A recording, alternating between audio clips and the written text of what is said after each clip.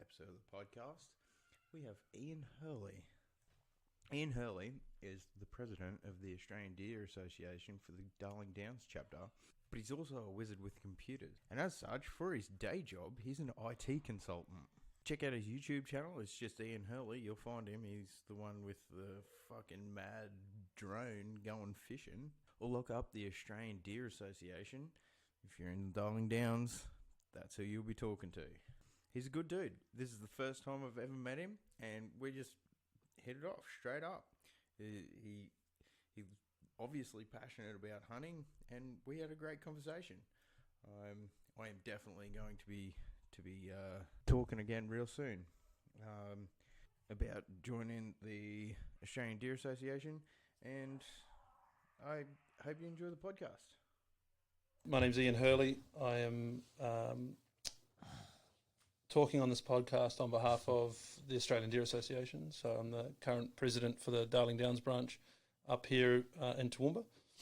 But also by day, look after, well, along with my wife, of course, a 2-year-old boy who I'm actively getting into the outdoor life. So big dad advocate to make sure that we raise these fellas right. And then by day to make a living, because hunting certainly doesn't do that for you. I haven't figured out how yet. Not often, no, not yet. Well, there are ways, but we'll get to that, I'm sure. I'm an IT consultant. I work for Telstra and look after a number of enterprise customers with a bunch of technology needs they have. So it's a bit of me.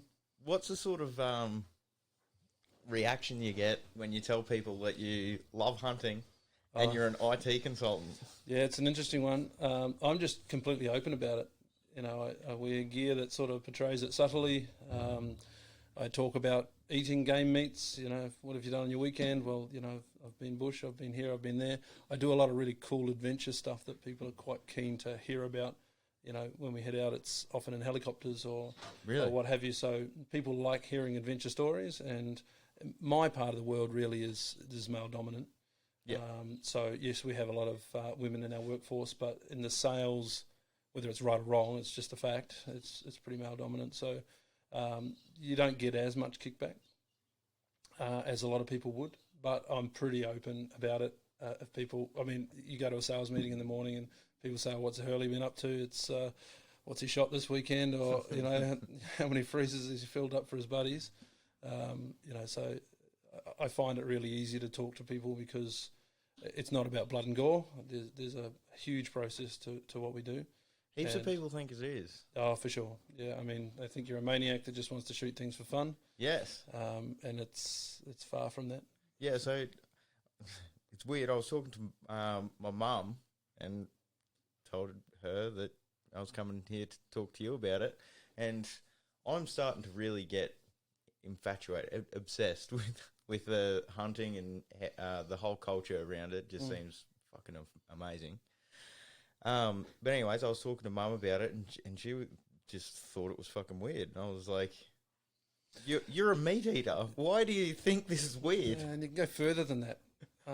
Every one of us is here today because our ancestors were damn good at it. Yeah. Because if they couldn't hunt, how are they going to eat? Yeah. So there's this whole history in our past, whether you like it or not, that sort of says, you know, I'm part of that.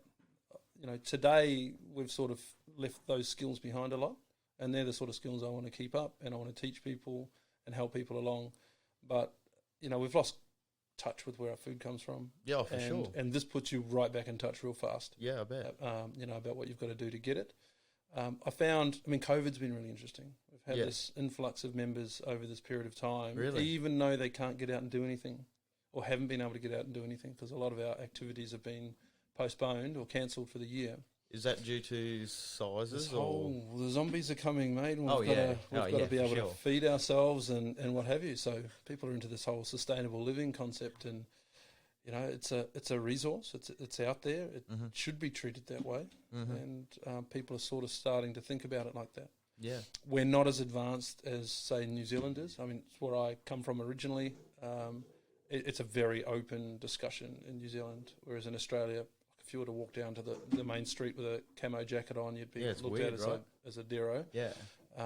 Over there, it's perfectly normal. It's just part of the culture, and it's openly talked about. So We We've got a long way to go to get there. But long way. We're catching up. Well. oh, I don't know if we'll ever get there. Yeah, righto.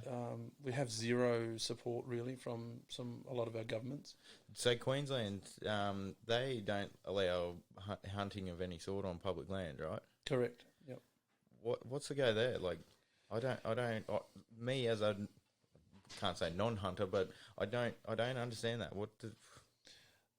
Why? I don't either. It frustrates the living daylights out of me. But I can see politicians have voted in. Yeah, for sure. And it's a popularity contest. And the status quo is the easiest thing. Yeah, I guess so. You go and introduce a bill that says that, old mate, I mean, this is a terrible example, but it's an example that they would bring up. I don't want to go and have a picnic in the park and see a gut-shot deer lying in the river. And neither do I. That would be terrible, right? Neither would I. Yeah, for sure. So they're into, well, it's not safe. Well, it's bullshit because New South Wales has been running for years and they've never had an incident. No one's been shot. No one's died. None of that stuff happens. Yeah. It's very well regulated. There's safety courses. There's control. There's numbers. All of those sorts of things. Does a great job. And as a fact off the side of that, it's the third largest grossing agri sector in New South Wales. Really? Next to beef and broadacre cropping, it yields the most amount of money for New South Wales. Wow. As a fact. And Queensland government is saying, sorry, we don't want that industry. We just don't want it. That's crazy. Why not? What right do they have, more That's to the silly. point? What Yeah, right do for they have sure. to say, we don't want that legal industry in our state? That frustrates me. But that's a big, long conversation. We've got... Couple hours. Yeah, that's weird. It is hard. That is Look, weird. and we lobby. The great thing Yeah. about the Australian Deer Association is it's not just a hunting club. Your fees go to, a national organisation that lobbies and writes papers and does studies and informs government and things like that. So they do a great job of that. Yeah. And we're starting to see more of that happen up in Queensland. The Yeah. majority of our members are in Victoria. Yeah, okay. So they have a great hunting culture down there. They Yeah. have not all forestry, but most accessible national park and state forest. You can go and hunt sambar deer down there. Yeah. And it's pretty unrestricted. You can just go and do it, Yeah, which is great. But they put a lot of their money into that lobbying and keeping that resource available to the hunters down there. And we're trying to encourage that to come further north. New South Wales got the R licence program, and that's been running really well. Yeah. And up here, we just you nearly get there, Yeah. and then the government changes, and you got to start again. And it's soul crushing stuff. Yeah, right. It's weird. Why do you think that the public has this perception that it's like you were saying before? You just want to go out and kill everything, anything that moves. You just want to fucking blood and gore. I think because food is so easy to get. Yeah. You can just go to the supermarket and buy food. Why do you need to have this bloodlust to go and do it yourself? And until you experience it, you've got to understand that it's not about that. Yeah. There is a whole lot to a trip to, go and seek out a deer and take it and, process it and bring it home so you can eat it. We're not just dropping stuff on the ground. Yeah. Not what we're about. Yeah, I completely agree with you. It's way too easy to get food. Like, we're never more than a few meters away from feeding our face. Well, let's be real about it, and you might edit some of this stuff out, but Probably not. we're too rich. Yeah. Like We have no struggle. We might feel like we struggle from time to time, but we've not been through a war. No. Really, we haven't lined up for fuel. We haven't lined up for food. This is the first generation that's had that. And why do you think we have all this activism? All these people complaining about my feelings being hurt and all of this bullshit that goes on because they've got nothing else to worry about because everything's easy. Make and them if you struggle. can't get it, go to the government and they'll give it to you. Yeah. How much money can you get now just by not going to work? Lots.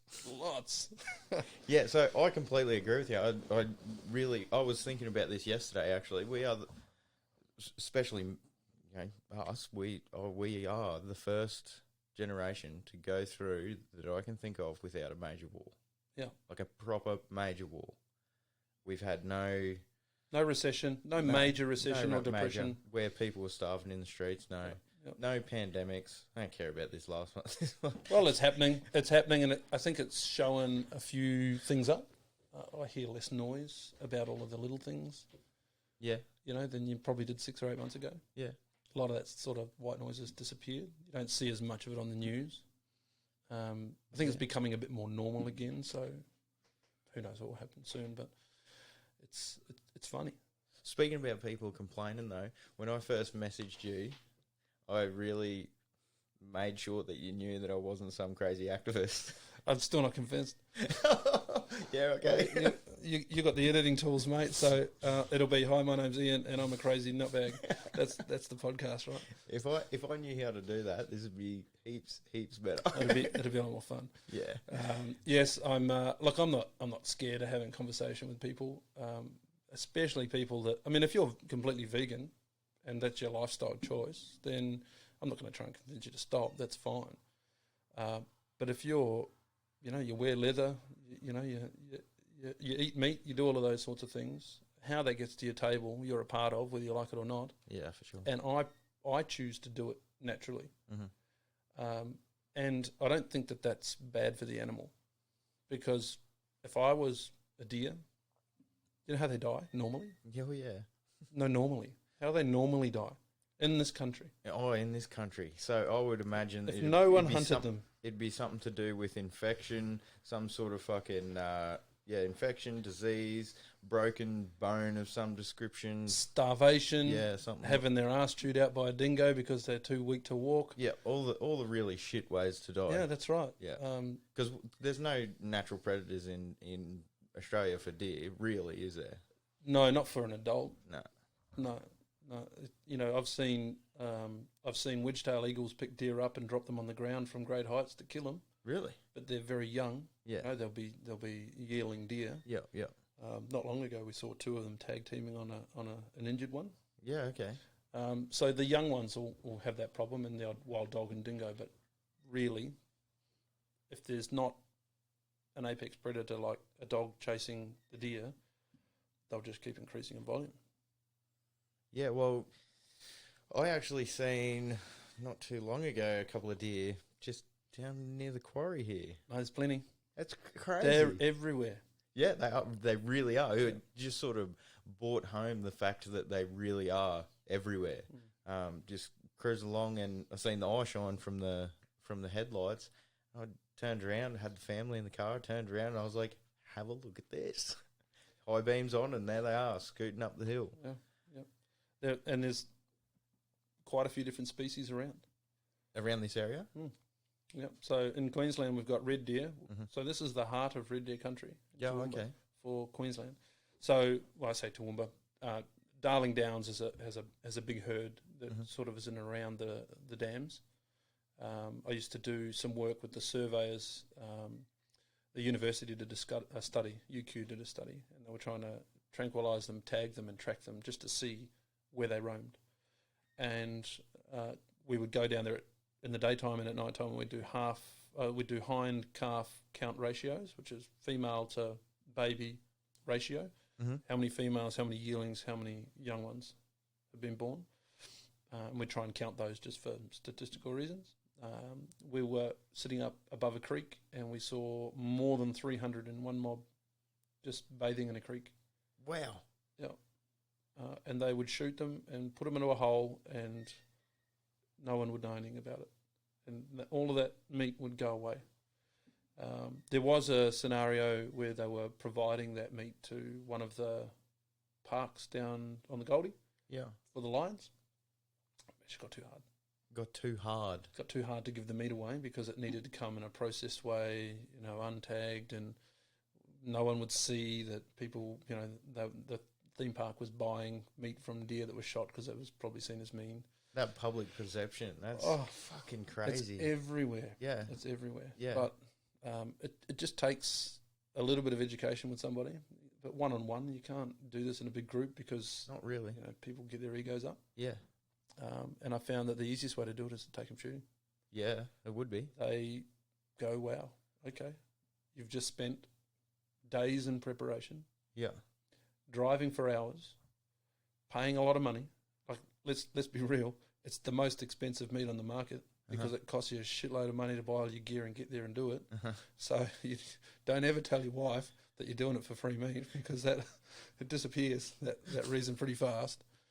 But by the time you get there, the actual shooting of the animal is all of 30 seconds of your days and days of planning. Yeah. And then you're into recovery and looking after that animal, making sure the meat doesn't spoil, getting it back to where we're camped or staying, butchering it, breaking it down into all of the different meat parts, from, back steaks to rib cages to all sorts of different things, depending on what you want. Taking the skins, having them tanned, turning them into leather, doing all of that sort of stuff. Everything is cherished because you spend so much time trying to chase that animal. Yeah, for sure. And you're testament to it's all Yeah, here. yeah.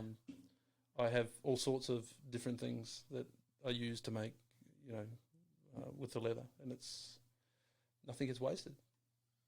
That's really important. Nothing gets wasted. Nothing. To be, there's a bit of probably gut cavity that goes somewhere, and yeah, for sure. The dog gets the hooves and all those sorts of things. Yeah, but that's still not wasted, right? It's not wasting it. No, I had a fella come along for the first time not long ago.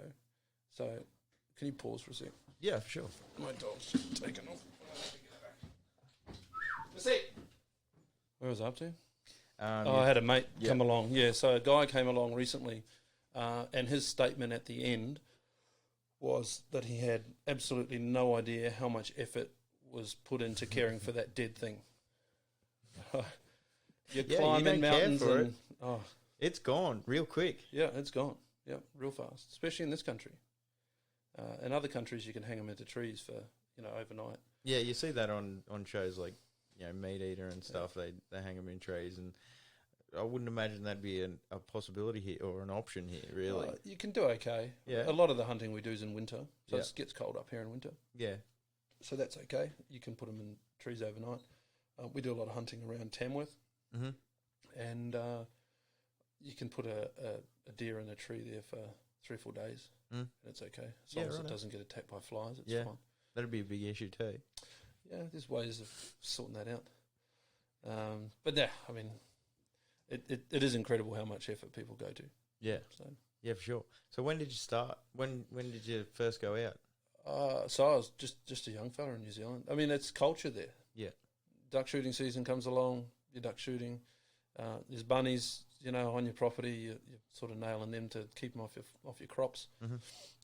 My uncle was a military man, and he loved to hunt. So he would take me out before I was a teenager. We'd go out, and we shot my first deer with him, which was great.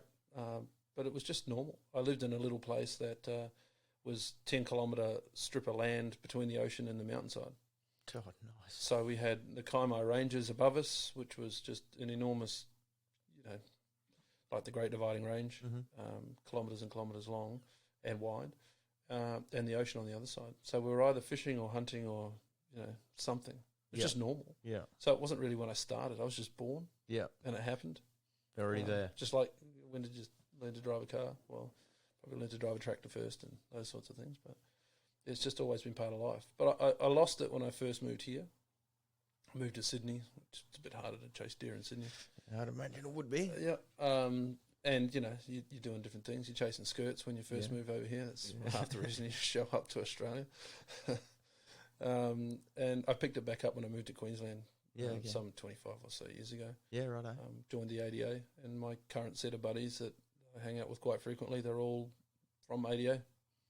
It's where your mates come from. Yeah, nice. What sort of work does the ADA do? Like, I know you touched on it there briefly, saying they lobby government, trying to get restrictions in place or taking them out so you can go hunting on public land, all that sort of stuff. A lot of it's advocacy. Many members join the ADA because they want to meet like-minded people that want to go and do similar things on the weekend. Yeah. There aren't too many people that just disappear on their own. They want to take a mate, maybe take the family. A lot of people join because they've never done it before and they want to learn. So we've got a really good education program that helps them. So we have all sorts of different people. There's still members that have joined recently that have never been hunting and are just waiting for that opportunity to be able to do so. Coming into summer, it's a bit harder. The deer are about to drop young ones, so we sort of leave them alone at that point. If you were the government, you'd want to blow them all apart about now, so you got 2 for 1. And they commission a fair few helicopters to do that and just decimate the herds and leave them rotting. But that's a bit of a sad subject, but so that's what the ADA does. So nationally, they advocate. State-based, we lobby from a state perspective, and then locally, I look after the local branch. And really, what I'm doing is organising trips and gatherings and various different things for people to come along to. So in a year, we would have 4 what we call mentor hunts, where we buddy up a new member with a mentor, or be 2 new members with a mentor, and we'll take them out and do everything from the pre-work before we go, getting out to camp, checking their gear, making sure their rifles are right, taking the animal, bringing it back, butchering it, having everything done, packed in the eskies and sent home again. And that's a weekend experience for a mentee. So with the breaking the animal down, butchering and all that sort of stuff, you do that yourself? Do you need? Yeah, absolutely. Yeah. Yeah. Do you need any sort of certificate or qualification? No, Anything like that? you only need a certificate if you're going to sell the meat to somebody else. Then you need to have a game harvesting license or something like that. I don't know exactly what the term is. I'm allowed to take wild game, butcher it, consume it, give it to friends. I just can't sell it. You're allowed to give it, but you can't sell it. Yep. Okay. Because if I was going to give it to you, that'd be all care, no responsibility. If you get crook, too bad, buddy. Hopefully you're not going to sue me because I only give venison to my friends. And even then, it's not very often. Yeah. It's still a rare thing that you would give it away. How much meat do you get off an animal?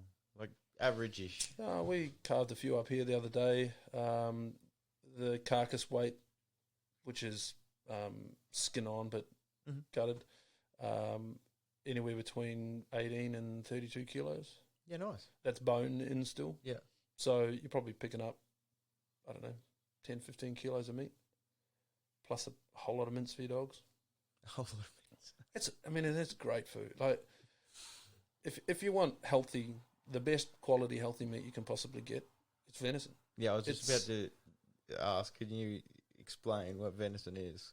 I've had it literally, I've had it once before. Right, so beef is from a cow, pork Yeah. is from a pig, venison is from deer. Yep. It's as simple as that. And then you have various different cuts, no different to a cow. You would carve up a cow the same as you would a deer. They're just slightly smaller, unless you go to Victoria where you get sambar and they're huge. Really? Yeah, an elk, the size of horses. Sambar, not quite the size of elk, but they're a big beast, size of a yearling cow. You shoot one of them, you've got a fair amount of work getting that back to camp. Yeah, nice. Yep, you can get some pretty big animals down there. Victoria's the place to be. Yeah, when I left Sydney, I should have turned left. Yeah, maybe. I turned right and came to Queensland. You'd be proper fucked at the moment. Oh, yeah, but I reckon I could hang out for a year to have a lifetime of hunting.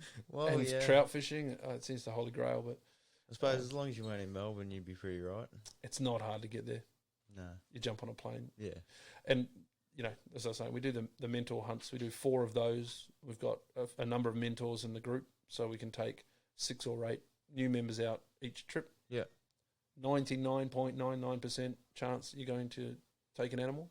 Yeah, right. It's got Is it really that many? Well, I think out of maybe 200 or 300 mentors we've taken over the last few years, one's missed. Wow. One's not taken an animal home. Yeah. Because he missed. Oh, because he missed. And he's a good friend of mine, and I'll say it again. And he missed, in case he ever listens to this. I thought you meant they just didn't find one or something like that. No, that never happens. Yeah, wow. Not on these specific trips. Yeah, yeah. We're pretty lucky in where we can go. And there's a big herd of So you're of deer saying in that that area. he missed? He missed. We line him up. He missed. We don't know why. Yeah, He was right. dead set. I don't know why. But these things happen from time to time. But Yeah, so basically out of every single mentor we've taken out, pretty much every single one of them has been put on an animal, and almost every single one of them has been able to take 1, if not 2 or 3 home for the weekend, and they go through their full experience, which is fantastic. Yeah, that is. And you'll get couples, You know, there'll be a guy that wants to do it, and his girlfriend or wife wants to be part of the process, but she doesn't really want to shoot. That's fine. We've had people that have come along that really think they want to do it, and at the end of it, they go, probably not. Probably, yeah. Right. I could understand that, actually. I could. No, that's fine. And, you know, everyone you shoot, people will tell you there's remorse, but I also see that it was happily cruising around in a paddock with its buddies, and it didn't know anything else. Right up until that. Second. And they don't suffer. Yeah. Very rarely do they suffer, because you can get so close to them, and the gear we use these days is so accurate that, you know, it's just like that, and it's done. So what are you hunting with? You've said a rifle a few times. Yeah, I hunt with a rifle. I've got a couple of different things that I would use depending on where I was. I've got a bush basher that I don't mind if it gets too carved up. I'm rough with gear, very rough with gear. So my friends will tell you that my rifle is my walking stick, my shovel, my tent pole, and everything else. And every now and then it lets a round off. Yeah. But it gets fairly well used, and it's pretty carved up from bashing through bush and scrub and those sorts of things. And I've got a nicer one that I use when I'm on, you know, we'll go to New Zealand and sit on the top of the Southern Alps, where you can see for a kilometre. So they're more long-range sort of rifles. How often do you get back home? Up until this year, usually once a year I'd get back. Yeah, okay. And I have more reasons to go back now. There's more deer. There is more deer over there. So many deer over there. That was going to be the next thing I asked you. What's the hunting over there compared to over here like? It's hard to compare. I mean, New Zealand, if you look back in history, New Zealand was the globe's safari country. Yeah, you're right. The deer. So New Zealand itself was a bird sanctuary. There isn't a mammal in New Zealand that's not feral or introduced. There isn't one. Not a single mammal. It was all birds. Yeah, okay. Right, so if you look at any mammal over there, they've all been given. Right, so the English brought the sheep, and someone brought some pigs and what have you. But Roosevelt gave the elk, and I forget who gave the red deer species, and then someone, I assume from Japan, gave sika. So they have all of those. They've got tahr, which are Himalayan. And they've got chamois, which is some weird-looking goat-looking thing with hooky horns that people don't really know what it is until they look at it and go, man, that's got a cool coat. I wish I had one of them. Apparently they taste like crap. Oh, yeah. So I leave them alone, right? But they've got all the game. They had moose. They had moose. But they didn't quite, they reckon they're still there. But you've got to go into the deepest, gnarliest, horrible country to find them. And they have some of that over there. Yeah, I bet they do. Yeah. So that's New Zealand. It is like that, and it's all of the country is open to hunters. A moose in New Zealand. That'd be elk, cool. mate. Elk, yeah, elk. So they call them. Cool they call them wapiti over there. Wapiti. Wapiti, Yeah. And the wapiti intermix with the reds, so you now have giant red deer. Yeah, okay. That look like a red, but they have an enormous horse-like body. And then you have the wapiti, and the wapiti are just supreme. People go to the States and Alaska to chase wapiti or elk. Same thing. So they have that, and Stewart Island. So this year we're supposed to be on Stewart Island chasing whitetail. Whitetail were introduced. That's the staple for the States. They're always chasing whitetail bucks. Yeah. So they have a population of them on Stewart Island, which is also something worth going and have a look at. So yeah, right. There's plenty of it. Yeah, but right. But Australia's good. Like, it has plenty of stuff. Yeah. If you're into chasing it, sambar and fallow deer and sika. Oh, they don't have sika deer, sorry. But they've got rusa, and they've got chital and various other bits and pieces. So there's lots of opportunity here. It just depends what you're after. Yeah, right. That's cool. I'm more localised. Yeah, for sure. I say, idealistically, I got into this for the meat, because it was free, right? yeah, that's what I was laughing at. I enjoy the hunting pursuit. There's no doubt about it. Yeah, putting yourself against nature to do these sorts of things. That's the kick, not the killing part. Yeah. And I tell you, when we were in New Zealand last year, the trip we went on to shoot this fella, the red deer that I'm pointing to. Yeah. So we saw him 2 kilometres away with a bunch of girls, and to get to him, 2 kilometres doesn't sound far, but Not on a road. We had to drop 1.2 kilometres down into a gully. So that Uh-huh. was a vertical drop, and then through the river. So we had a 1.2 down and about a 1.8 to where the deer was. We had no idea it was going to be still there when we got there. That was an 18-hour hike For 2Ks. for 2Ks. And it ended around midnight back at camp in the sleet and the snow and the rain and the shit. And me and my two buddies sat on the side of a cliff that night, wondering what hypothermia might feel like. Feeling pretty close, I Well, reckon. far out when you've got to climb that mountain, and I'll show you some pictures later, but when you're going to climb that mountain, it's up here somewhere, it's like this, and it's 4 points of contact, hands Uh-huh. and feet to get up there, and it's scree, so you stand up one and you drop back half, and Uh-huh. you're completely stuffed. So, preparing for trips like that with your mates and getting fitter and, making sure you're prepared for it and you've got your first aid and emergency stuff squared away and you know what you're doing, you got to trust the guys to go with you, and you form some amazing friendships and bonds out of it. Yeah, I bet. That's why you do it. That's why you do it. Not that I need to defend that, but that's why you do it. Yeah. Yeah, for sure. The killing's just part of it. And I understand that. A lot of people don't. So my wife she's not against it. Right. She's certainly an animal lover. Uh-huh. We've got plenty of them around here. I think most people are. Yeah, I mean, who doesn't love animals? Yeah. Right? That doesn't mean that I don't eat meat, Yeah. and that my way of getting it is more personal than the way that you would go down to the shop and do it. Yeah. And she reconciles it in her mind, whether that's just for my benefit or for her friend's benefit, but she reckons they're feral. They're feral? They're feral. And feral as in the term, Yeah. they are an introduced species doing harm to the land. Uh-huh.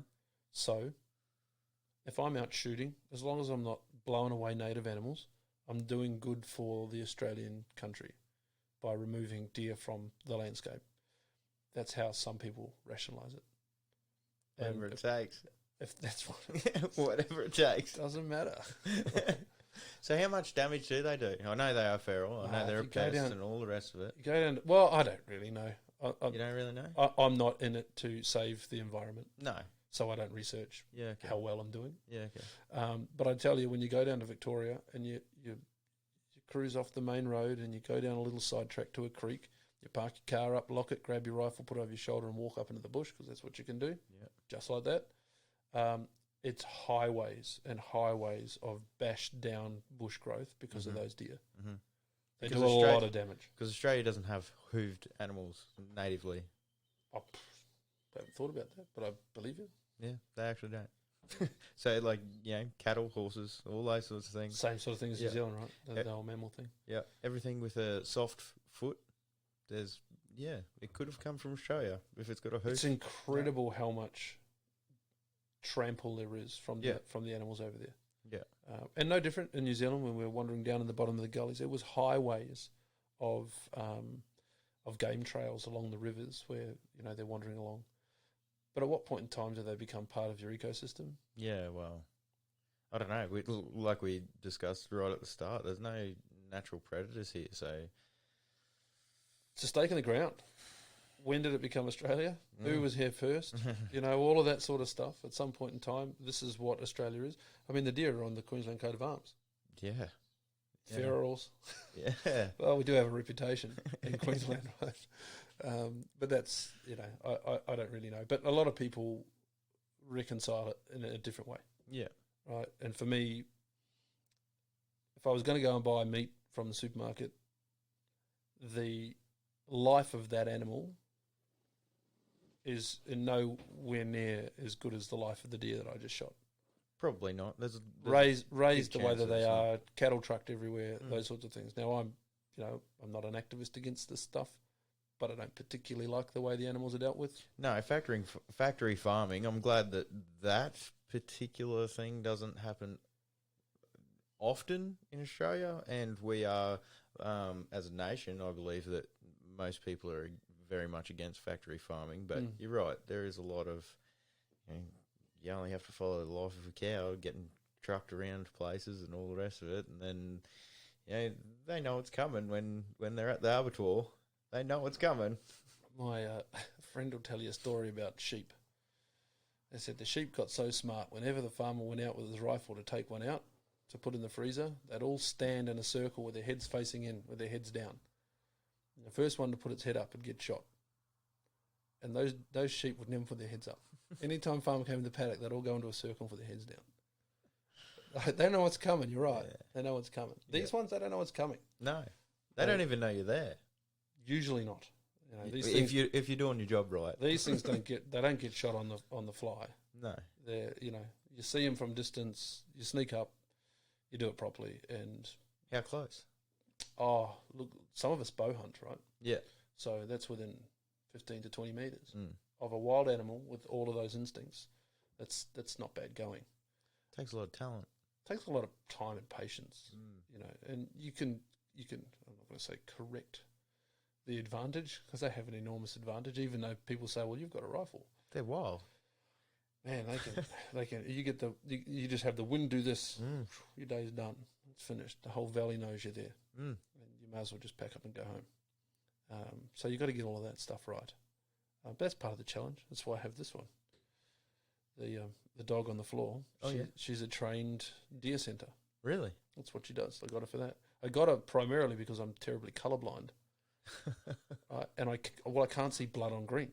So if and it's never happened, and I hope it never does happen. But my responsibility as a hunter is, if I wound an animal, you've got to sort that out. Yeah, for You sure. can't just leave it there. No, But I can't track a deer.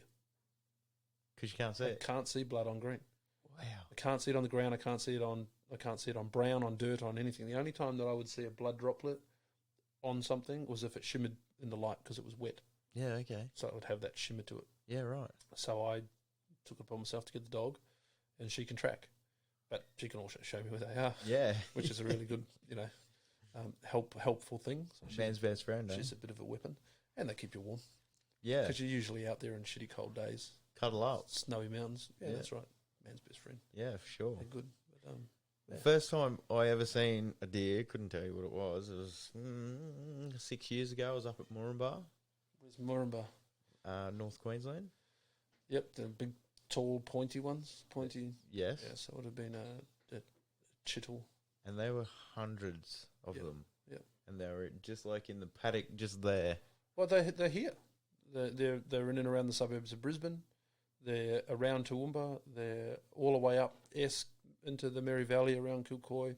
As soon as you get further north than Maryborough and places like that, you start getting the chittle that we talked about. Mm-hmm. There's pockets of rusa, which are another big red deer type. They've just got a slightly different body and different antlers.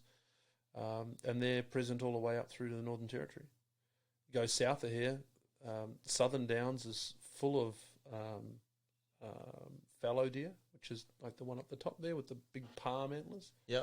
So that's fallow deer. They're one of the smaller species of deer. They're all the way down to Sydney.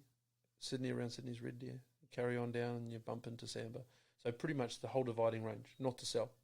That's crazy. Is deer population. I know we talked about it just before, but I had never seen one in Toowoomba until a few weeks, literally, maybe a few They are months ago. sneaky little bastards. Yeah. They're ghosts, absolute ghosts. You'll see them 1 second, they're gone the next. Well, it was just like I said, the eye shine, and I turned around, high beams on. One of them looked, and they were gone. Mm. And there was five of them there, only because I counted them as they were going up their trail. But I only seen one. I've seen the same mob. Yeah, really? Well, it's one herd. Yeah, yeah. So if you've yeah. seen it and someone else, it's the same deer. Yeah. There's a road that sort of comes out. You know the road that runs down past the quarry, the main road to the airport. Yes. There's a road that comes in. It's a T junction onto that, which is right next to the quarry. I think it heads towards Westbrook. Yeah, yeah. I know the one you're talking about. Yep. So there's that road. I was at that road, and they were just feeding on the grass at the base of the quarry. One big buck with huge antlers and his girls. Yeah, that's definitely Just them. looking at you going, can't shoot me, buddy. Yeah, that's definitely them. Yep. Magnificent species. Yeah. Like they're nice to watch. You get a little bit infatuated with them.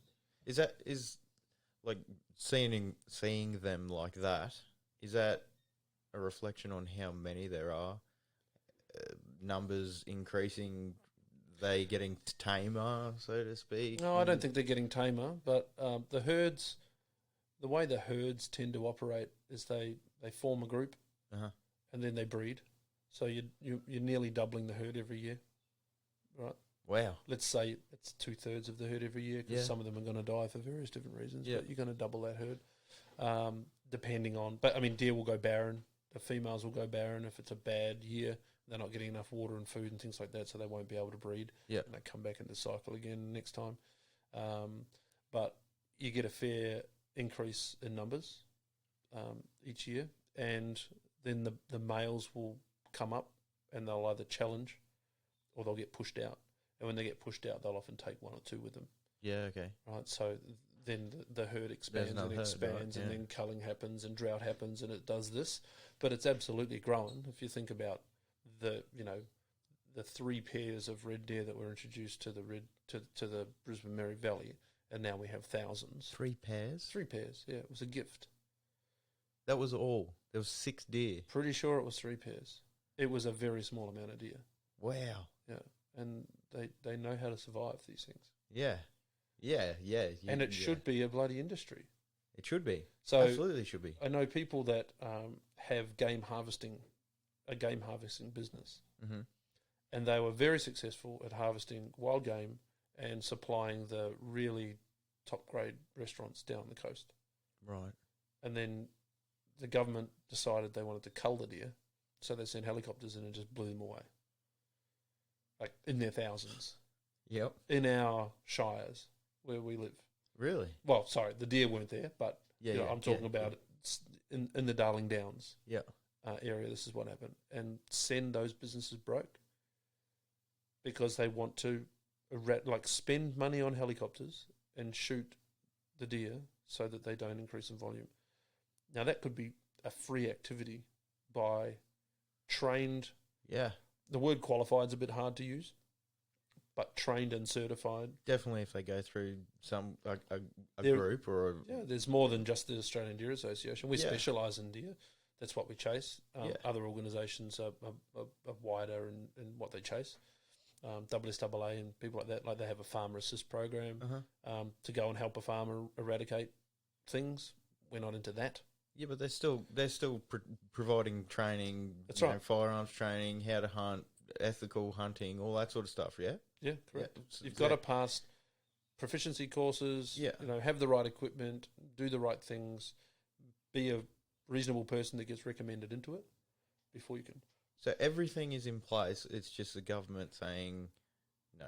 Really don't want to change things because I'm about to go into an election and Yeah. I might lose some votes if I allow crazy gun nuts running around in the parks. So either the fucking politics bullshit that we have in this country is fucking shit. Oh, it's nuts. So is there on either party two-party fucking thing? Is either of them? I don't want to use this word sympathetic. Better than the but other? Yeah. No, As far as not in the majors. No. no. But I mean, there would need to be a fundamental change. As a New Zealander, I don't vote because I'm not a citizen, right? Uh-huh. So I follow it, but I can't put my vote in to make it count. I should sort that out at some point. I'm sure it's not too difficult to become a citizen, but the party, and it's hard. The parties like Qatar and One Nation are the ones that have policy around this. Right. And I don't know how wide-reaching this is and how hard this hits people, but if they just had a good front person, Yeah. rather than some loony old dude and some crazy woman that says stupid shit, Yeah. if they just had a good-facing front person that people didn't feel bad about being associated with, Yeah. I think they'd get a lot more support. But that's politics. I don't want to talk about politics. It's very, very hard. And look, they support what we want to do. And there's groups out there on Facebook. You may have seen them advocating for, I think it's the State Forest User Alliance or something like that. So the Queensland government sells the use of the state forest to forestry corporations. Right. And they lock out the general public. They make $1 and they basically say, Joe Citizen, you can't use this land anymore. They're selling the assets that we should be able to use. National park. What's a national park for? It's not to sit there and create oxygen. That's good, but it should be there for people to use. I was just about to say it wouldn't be for people to use. It wouldn't be for people to crazy. use. No. That's what would you future think land that? sales is what it is. Yes. Yeah. Yeah. So sadly, that's what happens. And it's not just hunters that advocate for the use of that land. It's four-wheel drivers, it's motocross people, it's hikers, fishing people. Like, choose anyone outdoors that might want to go and hang out in one of the state parks. Queensland government literally locking it up, selling the lease for 100 years to logging companies. Now, they could still do that and take on what New South Wales are doing, because New South Wales Forestry are the main landholders for all of the places that we hunt, and we do it together. Yeah, right. When the system is that sophisticated that when a logging group goes into a certain area in a park, they close it off, and anyone that has a permit to hunt in that area gets told that that's the restrictions. Your GPS gets updated with no-go zones. They just make it safe. Easy. It's not hard. No. Right? New Zealand's even looser. Just go hunting, fellas. It's fine. Yeah. If there's forestry guys there, chuck them a beer, he'll be right. Yeah. It's fine. Probably the forestry guys spend more time hunting than cutting trees down, probably, but that's by the by. So there's zero reason for it not to happen here. And we're just saying goodbye to all of that revenue. Yeah, well, I couldn't figure it out. When I started having a look into it, I was just like, what the fuck is going on? I couldn't make head or tails of it. There was a petition last year that was put together by a professor, a doctor, someone like that works with that user alliance. So it was either the largest or the second largest petition ever put in front of in front of the state government in history. And nothing. Well, they have a responsibility when they get a petition of a certain size to table it at their next meeting. They did. They went, chuck. They put it on the table and said nothing. And they basically just said, we're not considering it. Not even considering it. Not even a dialogue as to why not. There's not even a step-by-step, okay, we understand there are hundreds of thousands of people that want to use the land. This is what you might need to do to get further, to advance your agenda. Nothing. Just we're not looking at that right now. And it's the same with this policy leading into the election. It's exactly the same. We have no intention of changing the use of our state assets. It's got to be because they don't get it. Surely. Has to be. They don't get it. Back to our earlier comments, they have zero need to fend for themselves, but there are lots of people that rely on game meats as a staple for the table. And there's probably a lot more that would, if they're allowed, right? Well, I would think so. It only makes sense. It's good food. Yeah. It's very good food. Like I said, I don't have time for a barbecue right now, mate, but I'm thinking about it. Yeah, nice. Yeah, I don't know. It's a subject that you'll go round and round in circles in your head and just go, I don't get it. Yeah. Like if you were completely anti it, you'd go, oh, they just don't need it. There's no call for hunting in today's society. But you go and have a look at some of the other studies that have been done by universities. Hunting families are typically happier families because they're active and they're outside and they're away from the TV and they're doing things. And you're not just a hunter. You're typically a fisherman. Yeah. You're taking your kids on adventures, and which is what I do, by the way, every weekend with my nearly 3-year-old. Camping, full driving. Camping, forward driving, going to the beach, kayaking, doing all of that sort of stuff. And every now and then I'll go deer hunting. Yeah. And that does consume my life a little bit in like hunting season. There is a period of time when they're more active and it's not as hot and it's more comfortable for the hunter to go into the bush. Yeah. But that's just what active families do. Take away all of that, back to the telly. What else are you going to do? YouTube. YouTube is good. Sometimes. Go down some dark, deep holes. Yeah, no, you can. No, I agree, you can. But I just think that it's a real shame that people don't think about it a little bit more. Yeah, I agree. So I went over to Fraser a while ago, car wrecking island. Yeah, just come back. I've just come back. Oh, really? Yeah. What damage did you do to your car? I lost a number plate. Oh, is that all? I'm pretty sure that my boss won't listen to this, so the old work car. may lose all of its wiring and componentry from driving through salt water at some point. No, don't worry about it. But I gave it a squirt with a hose. It should be fine. Yeah. No, I didn't. I'm not a wrecker of things. Like I said, I'm rough on gear, but this was like again my young fella. It was actually another Darling Downs ADA trip. Yeah. Nice. Can't go hunting. Let's go fishing. So a group of us went over. We did it last year. We did it this year, chasing tailor. But we drone fish. Drone fish. With the drone. No fucking way. Oh, it's brilliant. No fucking way. Oh, yeah, that's what the anglers on the beach said. Why are you catching fish and I'm not? Because I can drop it 300 metres offshore and you can only cast 30 metres or 50 metres or whatever it is. So we're dragging in GTs and big seagull and tailor and what have you, and they're sitting there looking at us. So how does that work? You just hook your... Yeah, there's a device on the bottom Yep. which connects to my remote, and when I push a button on my remote, it opens a clip. Yeah. So I attach the bait, the hook, the whole lot. I fly it as far as I want to go, and I just push the button and it drops into the ocean. And because it has a Boom, right on top of their head. well, you can sight fish for tuna, you can sight fish for Spanish max, you can find bait schools and just go drop your bait straight on top of it. I'm going to buy a drone. I would buy a drone. It's incredible. It's really good. That's cool as fuck. Yeah, it's good. I don't think I've ever... Well, when you I've go never down that heard rabbit of that. hole on YouTube, you'll find me on Yeah, Fraser. right. Yeah, right. I'm going to look it up as soon as I get home. Drone fishing on Fraser, you'll find us. Yeah, right. But you get to catch some really cool stuff. But there's a zone between where the angler can fish off the beach and the boats can go, Yeah. because the boats won't come in because it's too swelly in the waves, and the anglers can't fish that far. So there's this whole zone where all the pelagics come in and smash the fish that we can fish that no one else can fish. Unless you're in a kayak, but there's a minute amount of people that gear up to go and fish that zone. Yeah, right. It's That's awesome. cool. It's awesome. That's real cool. And when you're on, you're on. You're just catching heaps. Send them out. That's exactly right. Yeah, so when I went over, I did break my car. Oh, good. Done the timing belt. Sand. Oh, really? Oh yeah, sand all through the front of the engine, just chewed it up all to pieces.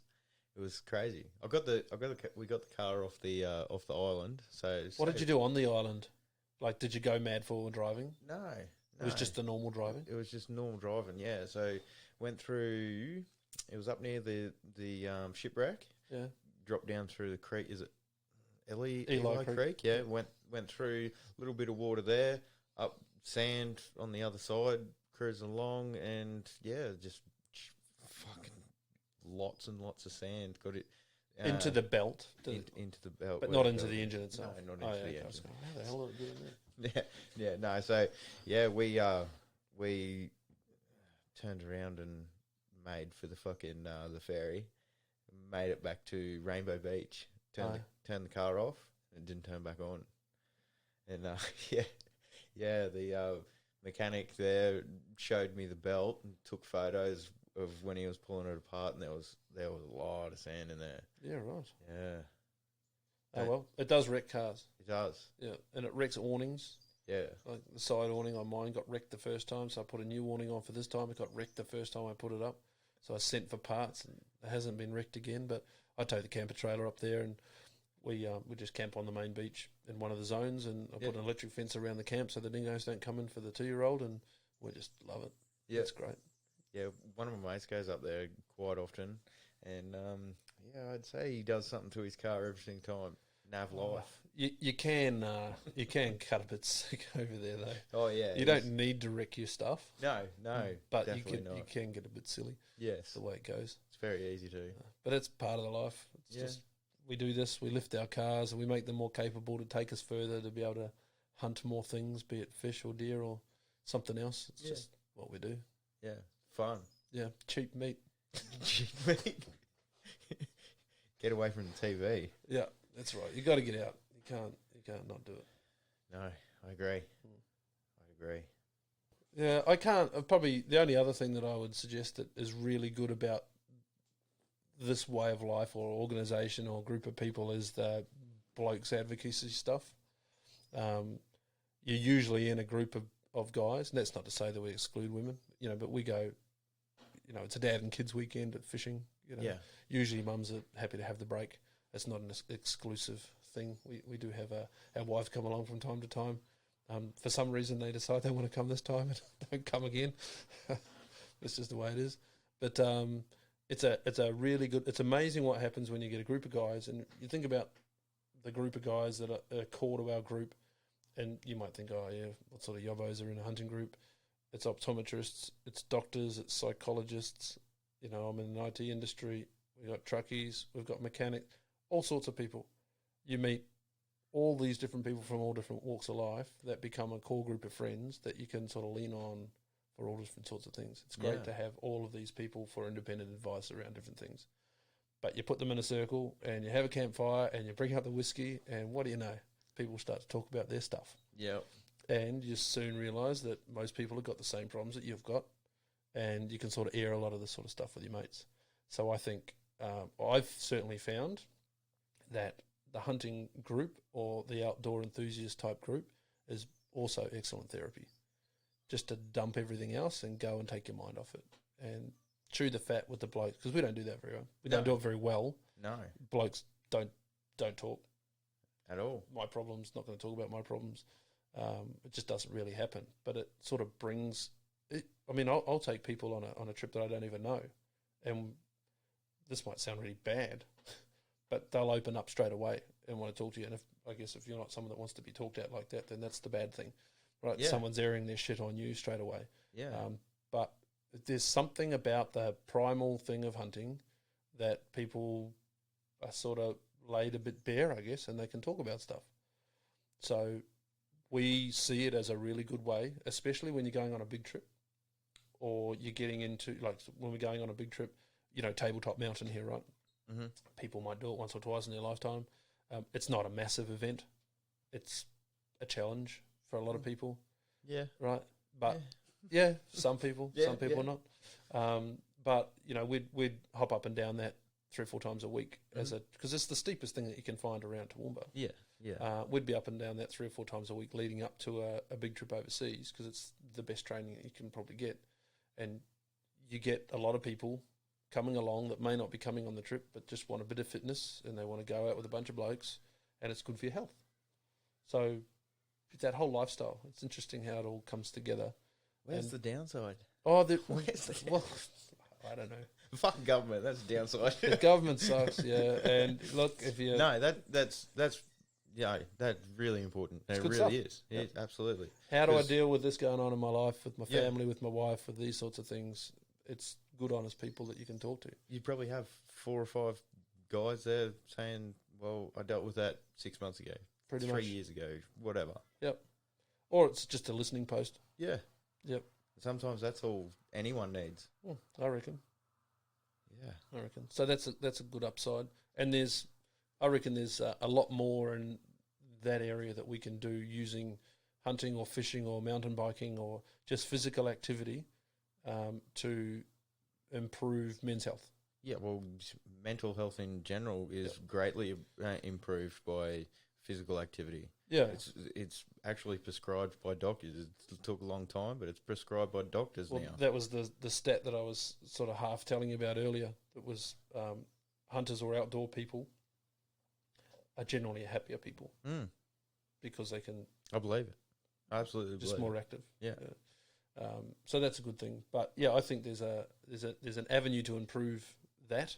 And this will probably come across as completely sexist because I keep saying men's health and blokes' weekends and all that sort of stuff. But you're a man. I think women are good at it, mm-hmm.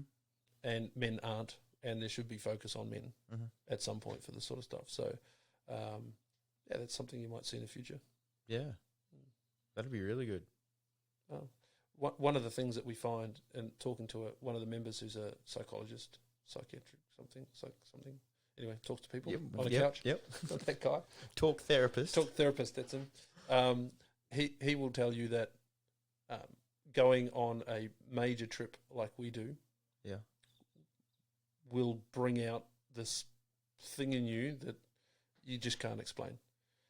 Like if you're going on a big trip, like I explained before, you know, we're chasing deer, we're flying to New Zealand, we've got our health sorted out, we set some goals. I mean, to the point where one of the goals for me was that I had to go and see the dentist before I went, because I am shit scared of the dentist. Really? I can't stand dentists. So that was my thing that I made myself do. Anyway, we set ourselves goals to make sure that we've done them before we go.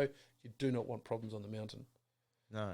Then you get there, and then you helicopter up, and you're in the middle of nowhere, and it's just incredible scenery. And then you sort of immerse yourself in that.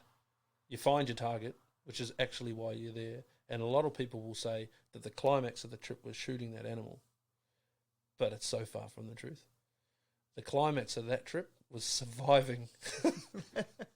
It was so ridiculous, the place that we ended up, climbing that mountain. And I was talking about climbing that scree slope. Yeah. Hands and feet getting to the top. Well, we made a wrong decision and went the wrong direction. And we had to go, we were 90% of the way to the top. We had to come all the way back down and do it again. And it was sleeting and we were cold and miserable. And we got nearly to the top of the other side, which we knew we were on the right track. And there was this ledge. And the ledge would have been about as big as this room, which is sort of 2 by 4 metre ledge on the side of a mountain, full stars of everything in front of you. There was just this enormous basin. And we were just hanging on the side of this ledge having a rest. And we were all just sitting there going, this is the shit right here. Yeah. Right, this is what is very cool. Someone pulls a phone out, puts a bit of good music on, and we sit there, eat a bit of food, get some water into us, prepare for the final climb up. But that was the climax bit. And if you can get people to experience that, I think you can do a lot to improve their mental state. I think that's pretty cool. So we're going to try and pull some of those sorts of programs together for people. I think that'd be fun. Yeah, nice. Yeah, nice. Real good. Sign up here. Yeah, definitely. Yeah, so talking about signing up, where can we find ADA on Facebook? ADA is easy to find if you're into deer hunting, or you can use a computer. You can just go and find the Australian Deer Association online. Mm-hmm. Signing up is via the internet. Normally what happens is you find your local region, like you would have, found me on the website like you did, mm-hmm. and call me and have a yarn. And that's normally what happens.